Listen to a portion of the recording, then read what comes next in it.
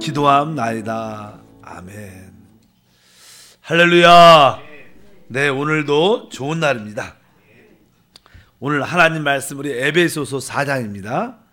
어제에 이어서 오늘은 17절부터 말씀을 나누겠습니다. 4장의 1절과 2절에 하나님 부르심에 합당하게 행하라. 하나님의 부르심에 합당하게 행하는 첫 번째 요소는 2절과 3절에 기록되어 있는 것처럼 바로 하나를 지켜야 된다. 그리고 어제 말씀을 나눴던 이제 머리이신 그리스도까지 우리가 영적으로 자라야 된다. 성장해야 된다는 겁니다. 자, 성장할 때만이 우리가 하나된가 이 모든 것을 이룰 수 있기 때문에 이제 오늘은 이제 세 번째 하나님의 부르심에 합당하게 행하는 내용이 무엇인가? 특별히 17절부터 21절에 그런 말씀이 기록되어 있습니다. 이 20절에 보면요, 이런 표현이 있으면 오직 너희는 그리스도를 그같이 배우지 아니하였느니라. 그러니까 그리스도를 배워야 된다는, 그리스도를 배우는데 여기 21절에 보니까 진리가 예수 안에 있는 것 같이 이렇게 말씀합니다. 그러니까 예수 안에 있는 진리대로 누굴 보여? 그리스도를 배워야 돼. 그리스도를 배운다는 말이 이렇게 쉽지 않겠지만 일단은 그런 것이 바로 부르심에 합당한 생활이다. 예수 안에 진리대로 그리스도를 배우는 삶. 뭐 이렇게 그런 뜻을 의미합니다. 일단은 오늘 17절부터 보게 되면 그러므로 내가 이것을 말하여 주 안에서 증거하노니 이제부터 너희는 이방인이 그 마음에 험한 것으로 행한 같이 행하지 말라. 그러니까 이방인처럼 살지 말라. 행하지 말라. 근데 그 앞에 주 안에서 증거한다. 증거라는 것은 그냥 간증한다는 간증이니까 자기 생활을 간증한다. 바울은 자기 생활에 있는 것을 간증하는, 나는 이러한 생활을 했다. 이러한 삶을 살았다. 그는 어떠한 삶을 살았는가? 자기는 그리스도를 배웠다는 것입니다. 그리스도를 사는 것을 배웠다. 그런 뜻으로 말씀하는데 거기에 이제는 대비해서 이방인들은 어떻게 사느냐? 이방인들은 같이 행하지 말라 하는데 이방인들은 사실 구원받지 않는 사람들, 하나님을 떠나 있고 하나님을 반대하는 사람들, 이방인들이 사는, 구원받지 못한 사람들이 사는 특징은 거기 써 있어요. 그 마음에 허망한 것으로 행한다. 허망하다는 뜻은 허망하다, 공허하다는 것입니다. 텅 빈 것이다. 세상 사람들은 사실 무엇인가 있는 것처럼 행동을 하지만 사실 거기는 허망한, 공허한 것입니다. 그래서 우리도 구원받기 전에 많은 일들을 해왔지만 그때 결국 공허했던 겁니다. 시간이 지나면 이거 아무것도 아닌데, 의미도 없고 내가 왜 이것을 하는지, 그러나 안 할 수도 없고 안 살 수도 없고 그러다 보니까 사실 그렇게 살게 되는데, 사실 우리가 영적으로 하나님 안에서 볼 때는 이방인들의 모든 삶은 오늘 말씀에 있는 것처럼 그 마음의 허망, 마음이라는 것은 항상 생각이라는 언어는 원래는 생각의 허망한 것을, 생각의 공허한 것을 따라 산다 이렇게 말씀합니다. 18절에 그들의 총명이 어두워지고 그들 가운데 있는 무지함과 그들의 마음이 굳어짐으로 말미암아 하나님의 생명에서 떠나 있다. 이것이 이방인들의 모습이다. 총명이 어두워졌다는 것은, 총명은 이해하는 능력이죠. 그러니까 이해력이 없다는 거예요. 세상 사람들은 사실 하나님에 대해서, 참된 것에 대해서, 또 영적인 것에 대해서 이해가 없죠.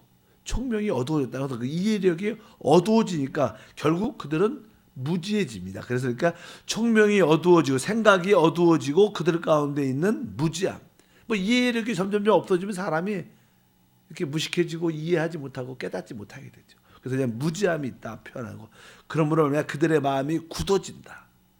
그러니까 나는 영적인 것에 대해서, 특별히 하나님에 대해서 어떤 이해력이 어두워짐으로 점점 어떻게 무지해지고 하나님에 대해서 알 수도 없고, 또 여기 마음이 굳어졌다는 그런 뜻은 아예 하나님에 대해서 알고 싶어하는 마음 자체가 없다는 거. 세상 사람들은 그러죠. 우리가 복음을 전하면 나는 그런 이야기 하지 마라. 나 알고 싶지도 않아. 그냥 아예 거절하고 그냥 마음이 아주 굳어지고 딱딱해져 갖고 알고 싶은 마음 자체가 없어지는 그런 이방인들의 일반적인 마음들을 표현한다, 이렇게 말씀을 합니다.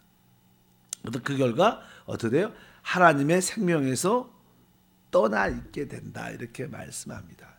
사실 이 사람은요, 하나님이 사람을 창조하고 나서 이 에덴 동산에서 이 그 사건을 보게 되면 하나님이 동산 중앙에 특별히 이 생명나무와 선악과를 보여주면서 선악과를 먹지 말라, 먹으면 죽는다, 이렇게 말씀하시면서 거기에 하나님의 깊은 의도가 있는데, 그 의도는 다른 것이 아니라 바로 하나님을 자신을 의미하는 그 생명나무를 동산 중앙에 두어 사람이 창조는 되었지만 그 생명나무를 받아들여야 영생과 영원한 삶과 축복이 시작되는 거예요. 우리 사람은 하나의 그릇이죠. 그릇으로 만들어졌는데 그릇의 내용을 담아야지. 그릇을 만들고 거기다 아무것도 안 넣으면 공허한 것입니다. 그래서 사실 하나님의 생명을 보여줬는데 마귀의 미혹을 받고 사단을 받아들이게 되죠. 안으로 생명나무를 거부하게 됩니다. 원래 하나님의 의도는 뭐예요? 생명이신 생명나무이신 그리스도를 우리가 이렇게 영접할 때 창조의 진정한 의미와 목적이 발견되는데, 그 영안의 생명나무 대신 선악과, 사단을 상징하는 선악과를 받아들여 우리 육체 안에 사단이, 죄가 들어오게 됩니다. 그래서 결국 이제 사람은 그 생명나무를 먹을 수 없게 하나님의 것을 막아놓게 돼요. 왜냐하면 사람이 죄 가운데 부패하고 타락 가운데 영원히 살면 그 이 우주가 얼마나 황폐해지고 무섭고 징그럽겠어요? 아주 죄 있고 부패하고 썩은 모습대로 영원히 살면 그거는 진짜 하나님 보지 못하니까 아예 그런 모습으로 영원히 살지 못하도록 아예 생명나무에 가는 길을 안전히 먹지 못하도록 막아버렸다. 성경은 우리 한번 그래도 그 말씀이 중요한 말씀입니다. 그래서 한 번쯤은 이 찾아볼 필요가 있어. 창세기 보면 3장에 그런 표현이 기록되어 있습니다. 3장 24절에 보면 이렇게 써 있죠. 사람이 선악과를 먹고 타락하니까 생명나무를 먹지 못하도록 이같이 하나님이 그 사람을 쫓아내시고 에덴 동산 동쪽에 그룹들과 두루 도는 불칼을 두어 생명나무의 길을 지키게 아니라, 그러니까 생명나무에 먹을 수 있고 만질 수 있고 받아들일 수 있는 그 가는 길을 어떻게 해요? 지켰다는 거예요. 오든지 못하. 근데 거기에 뭐로 지켰어요? 그룹들과 두루 도는 불칼을 두어. 원래 우리가 보통 하는 하나님의 속성을 말할 때 하나님은 어떠한 분이십니까? 하나님은 영광이셔요. 그 다음에 여기 보면 자는 불칼을 두어. 불이라는 것은 자는 더럽고 속된 것을 태우는 기능이 있죠. 모든 걸 태워버립니다. 그래서 이건 거룩을 상징하고, 칼은 의로움을 상징해요. 의로움. 그래서 여기에 있는 하나님의 속성 세 개 나오죠. 뭐요? 영광과 거룩함과 의로움이 하나님께 속한 거예요. 그래서 하나님의 영광과 거룩과 의로움으로 그 생명나무의 길을 지켰다는 거예요. 그러니까 이 길을 지나가려면, 그 생명나무를 다시 받아들이고 먹으려면 하나님의 영광이 만족이 돼야 되고, 하나님의 거룩함이 만족이 돼야 되고, 하나님의 의가 만족이 돼야지만 그것을 가질 수 있어요. 영원함을 가질 수 있어요. 그런데 어떤 누구도 우리 타락했기 때문에, 부패했기 때문에, 썩었기 때문에 그 길을 갈 수가 없습니다. 그런데 바로 하나님 아들 예수 그리스도가 이 땅에 오셔서 십자가에서 죽으실 때 하나님의 영광을 만족시켰고, 하나님의 거룩함을 만족시켰고, 하나님의 의로움을 그분이 만족시키기 때문에 우리는 예수로 말미암아 갈 수 있는 거예요. 그래서 구원이라 그러고, 그래서 의로움이라 그러는지 믿습니다. 그래서 바로 우리의 거룩과 영광과 만족이신 그리스도, 의이신 그리스도께서 그것을 이루어 놓으셨기 때문에 우리가 예수를 힘입어 지성소 안에 생명나무가 있는데 그 지성소 안에 들어갈 수 있는 담력을 얻었다. 성경은 그렇게 말씀합니다. 실제로 그것은 우리의 영적인 체험인 줄 믿습니다. 이렇게 하나님의 생명에서 아까 뭐요? 떠나 있다. 이 생명나무를 이방인들은 다 하나님의 생명에서 떠나 있다는 거예요. 그 결과 아까 말씀한 것처럼 그 모습이 어때요? 생각이 공허하고 허망한 생각을 갖고 있고, 요즘에 사실은 우리 한국도 조금 이렇게 분위기가, 세계적인 분위기가 그렇습니다. 많은 사람들이 옛날에는 뭐 나라의 정치, 경제에 그렇게 관심이 없어서 사람들이 먹고 사는 게 바쁘니까 뭐 그런 건 뭐 알아서 다 하겠지. 근데 요즘에는 뭐 그냥 보통 사람들도 다 정치에 관심이 있고 자기 어떤 사상가 어떤 그런 생각들이 많아요. 근데 사실 그것이 진보든 보수든 자유든 아니면 평등이든 간에 다 허망한 겁니다. 뭐 진보가 틀린 것도 아니고 보수가 맞는 것도 아니에요. 그건 중요하지 않아요. 진리가 맞는 거예요, 여러분. 여러분들이 서로 나는 보수 생각을 많이 갖고 나는 진보 갖고 서로 이렇게 얘기해봤자 끝나고 무슨 의미가 있어요?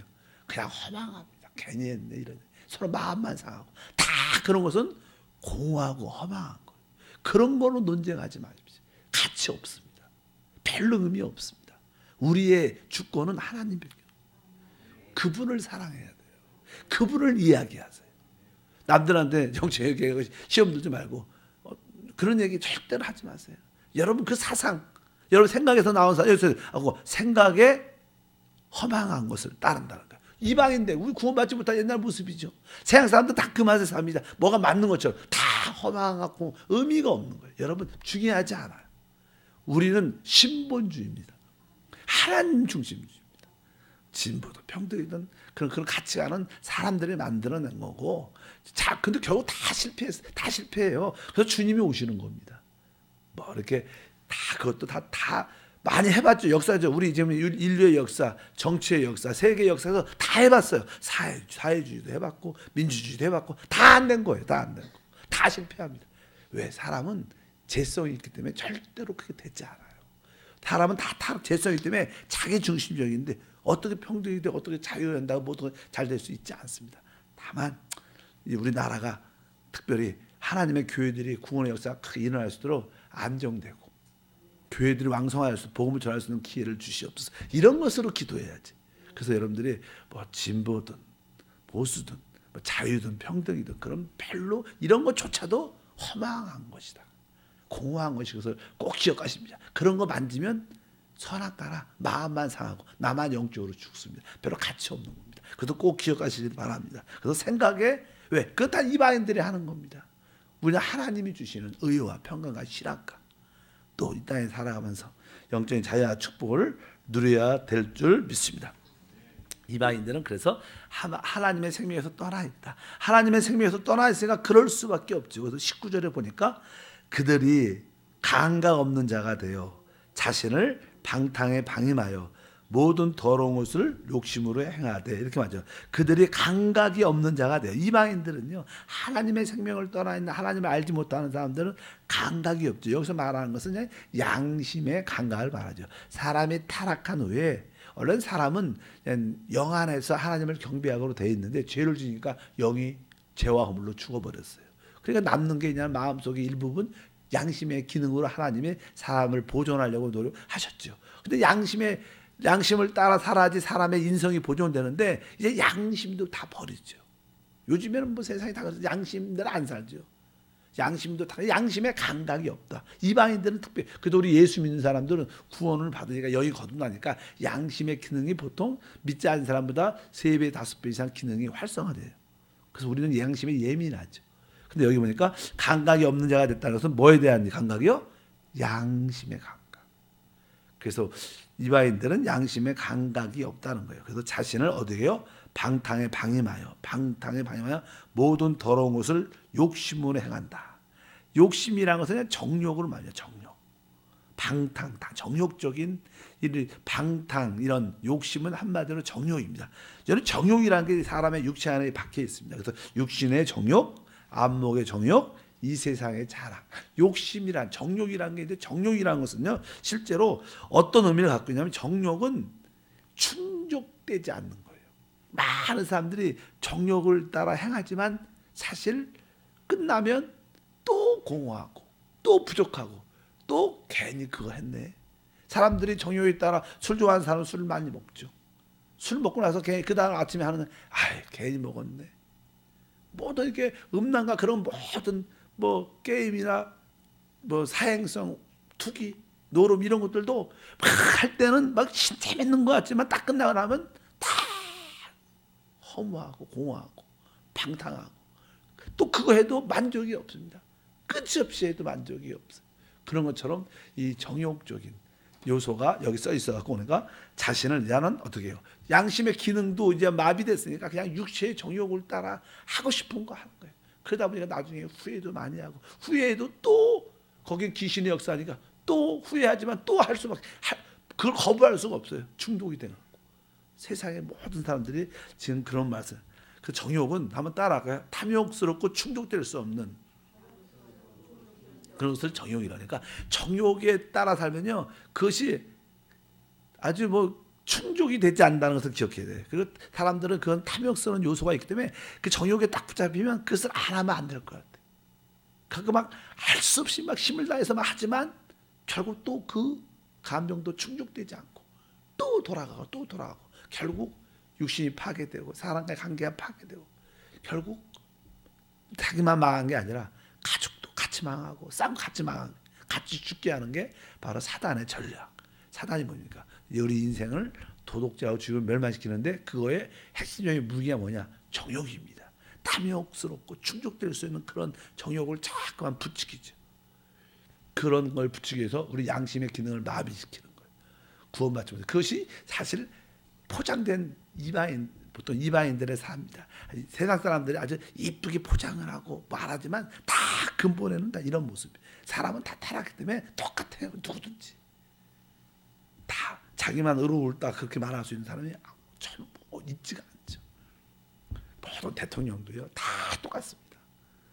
왜? 그분도 사람인데 특별히 조금 선하고 정직한 차이일 뿐이지 그건 우리들이 사람끼리 비교의 차이지 하나님 볼 때는 아무것도 다 똑같은 겁니다. 그래서 모든 사람이 죄를 범한 것 같고 아무도 의로울 수 있지 않다는 것입니다. 그리스도만이 우리의 구원이 되신 줄 믿습니다. 그런 뜻을 말하고 20절에 보니까 오직 너희는 그리스도를 그같이 배우지 아니하였다. 이방인들은 그렇게 사니까. 그러나 우리 구원받은 우리 사람들은 이제 그리스도를 배우는 삶을 살아야 돼요. 예수 안에 진리가 있고 진리대로 행하는 그것이 그리스도를 배우는 줄 믿습니다. 근데 그리스도를 배운다는 뜻은 무슨 뜻인가? 실제로 그리스도는 우리의 생명으로 오시길 원하셨습니다. 그래서 그분은 하늘에 하나님의 아들로 계셨다가 이 땅에 육신으로 이 땅에 사셨어요. 직접 다이렉트로 직접 우리한테 오지 않고 그분이 이 땅에 오셔서 이 땅에서 33년 반을 특별히 30년을 사시고 3년 반 동안 사역을 하셨어요. 근데 우리가 예수님이 이 땅에서 왜 33년을 사셨을까? 33년 반을 사셨을까? 그것은 하나의 우리에게 본을 보여주기 위한 거예요. 우리가 어떤 삶을 살아야 되는가? 그러한 본을 보여주기 위해서 이 땅을 사신 거예요. 만약 그분이 그냥 직접 우리 안에 탁 들어오셔서 내가 너의 생명과 너의 능력이다 이렇게 하면 우리가 본을 어떻게 알 수 있습니까? 그래서 그분은 이 땅에서 하나님과 함께 사는 하나님과 모든 것을 함께하는 하나님에 의해서 사는 그러한 삶을 보여주셨어요. 그분은 자기를 살지 않았어요. 바로 내 안에 아버지가 계시고 나는 아버지의 뜻대로 한다. 그분의 이 땅의 모든 삶을 하나님과 함께하는 삶을 우리들도 반대로 이제 구원받은 우리들도 예수님과 함께 예수님을 통해서 예수님에 의해서 사는 삶. 예수님이 성령이시니까 성령을 통해서 성령 충만해요. 성령에 의해서 성령을 따라 어쨌든지 우리의 삶도 예수의 본이 돼야 된다. 그것이 배우는 것인데 그런데 예수님의 삶의 핵심적인 모습이 무엇이냐? 그분의 핵심적인 모습은요. 십자가의 뭐예요? 죽으심입니다. 그 땅에 그분은 이 자에서 그 마지막 십자가 갈보리 십자가에서 죽으신 것만 아니라 그분은 태어날 때부터 십자가를 지시는 삶을 사셨어요.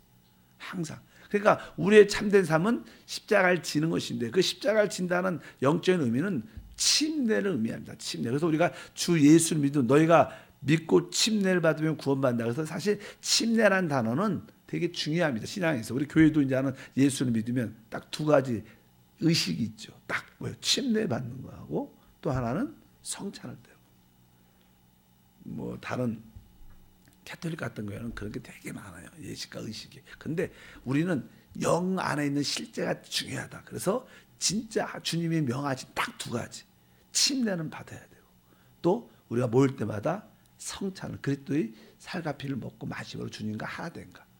주님의 죽으심과 주님의 다시 오심을 우리가 기다려야 되는데 이 두 가지를 행하는 침례의 의미가 되게 중요해요. 예수님도 침례를 받으셨고 십자가 최종 침례는 침례라는 뜻은 실제로 죽음을 의미합니다. 이제 침례는 내가 옛사람에서 나오는 겁니다. 그리고 새 사람 그리스도 안으로 들어가는 거예요. 어떻게 보면 물속에 들어갔다 나오는 것입니까? 내가 나에게 세상의 죄에서 나오고 세상에서 나오고 나에게서 나와 어디로 들어가는 거예요? 그리스도 안으로 들어가는. 그러니까 우리가 보통 이렇게 얘기하죠. 성부와 성자와 성령 이름으로 침례를 주고. 원래는 침례를 준다는 뜻은요. 침례 성부와 성자와 성령의 그분 안으로 집어넣어라 이 뜻이 원래 뜻은. 침례 뜻이 원래 물에 잠기다는 뜻이니까. 침례 뜻은 뭐예요? 우리가 내게서 나와 누구 안으로? 그리스도 안으로 들어간다 이 뜻입니다. 그래서 나는 신약에 보면 바로 서신서에 보면 예수 이름으로 침례를 줍니다. 처음에는 예수님께서 성부와 성자와 성령 이름으로 침례를 주라 그러나 동일하게 이 모든 것이 결국 예수니까 바로 예수 이름 하나 언어로 침례를 줍니다. 그래서 예수 서신서에는 예수 이름으로 침례를 받는다고 말하는 거다. 그것은 뭐예요? 우리가 예수 안으로 잠겨진다는 거예요. 여러분들이 지금 어디 안에서? 그리스도 예수 안에 있는 거예요. 그러니까 예수 안에 들어가려면 나에게서 나와야죠. 내가 나에게서 나와서 그러니까 내가 죽었다는 걸 확실히 알아요. 내 옛사람을 벗어버리고 나는 지금 그리스도 안에 있다. 그리스도 안에서 나는 새 사람을 산다. 이럴 때 그것이 하나의 예수님의 본이었습니다. 예수님은 침례를 통해서 십자가의 죽음을 통해서 하나의 본을 만들어 놓으셨어요. 그것이 우리가 예수님 때 배울 수 있는 길인 줄 믿습니다. 그러니까 여러분들도 예수를 배운다는 것은 뭐 그분의 행동을 배우고 그분의 뭐 말투를 배우고 그런 겸손을 배우고 이런 뜻이 아니라 그런 뜻은 부수적인 것이고 그분이 십자가에서 죽으신 것처럼 우리는 침례 안으로 들어가는 거예요. 그것이 하나의 모형이고 본이기 때문에 바로 여러분 삶 가운데 나는 내 옛사람을 난 벗어버렸고 새 사람은 그리스도 안에 있다. 그리스도 안에서 영 안에서 사는 것이 참된 그리스도를 배우는 삶인 줄 믿습니다. 그래서 오늘 말씀에 바로 오직 너희는 그리스도를 그같이 배우지 아니하였다. 그러니까 그리스도가 본을 우리에게 만들어 뜰을 본이라 그러죠. 틀이라 그러는데 틀을 만들었는데 그 틀이 침례 중요한 겁니다. 그러니까 내가 옛사람이 죽었고 그리스도 안에 있다. 그래서 나는 이제 옛사람을 벗어버리고 새 사람을 입었다. 여기 뒤에 쭉 나오죠. 새 사람을 입으라. 그것이 바로 그리스도 안에서 사는 것이고 그 그리스도 안에 산다는 것이 바로 우리 영 안에서 사는 것을 의미하는 줄 믿습니다. 그래서 이 성경에서 말씀해 보면 가장 중요한 단어는 이게 진리라는 단어가 은혜. 예수님이 이 땅에 오셨을 때 그분은 은혜와 진리가 어떻게 해서 충만했다. 그러니까 주님이 우리 안에 오실 때 그분은 우리에게 뭘 가지고 와요? 진리와 은혜를 주십니다. 그분은 우리에게 진리와 은혜로 오시고 또 그분이 이제 우리 안에 올 때 또 우리가 그 진리이신 은혜이신 주님을 내적으로 이렇게 만나면 우리는 사랑을 알고 빛을 보았게 돼요. 그래서 사랑이 무엇인가, 빛이 무엇인가를 알기 때문에 어둠을 볼 수 있고 참된 자유를 누리게 된다는 거예요. 그러니까 그분은 우리한테 올 때 뭘 가지고 와요? 진리와 은혜를 갖고 오고 우리 마음속에서 우리가 예수님을 진리와 은혜를 느낄 때 우리는 사랑과 빛을 깨닫게 돼요. 그래서 성경에서 계속 사랑에 대한 이야기가 쭉 기록되어 있고 빛에 대한 하나님 빛이라. 그러니까 여러분 안에 빛이 있어요. 여러분들이 진리와 은혜를 깨달으면 빛을 얻게 돼서 참된 것을 보게 되고 허망한 것이 아니라 실제를 갖게 되는 줄 믿습니다. 그것이 그리스도를 배우는 우리의 삶이다. 기도하겠습니다. 하나님 아버지 감사합니다. 다시 한번 이제 하나님의 부르심에 합당한 생활인 예수 안에 있는 진리대로 예수를 배우게 하시고 예수를 살게 하옵소서. 무엇보다도 우리 안에 진리와 은혜로 오신 주님을 찬양합니다. 우리가 내적으로 진리와 은혜를 영접할 때마다 우리 안에는 사랑을 알게 되고 빛을 얻게 돼서 참된 사랑과 빛 안에서 삶이 이루어짐을 믿습니다. 예수 이름으로 기도합니다. 아멘. 하늘에게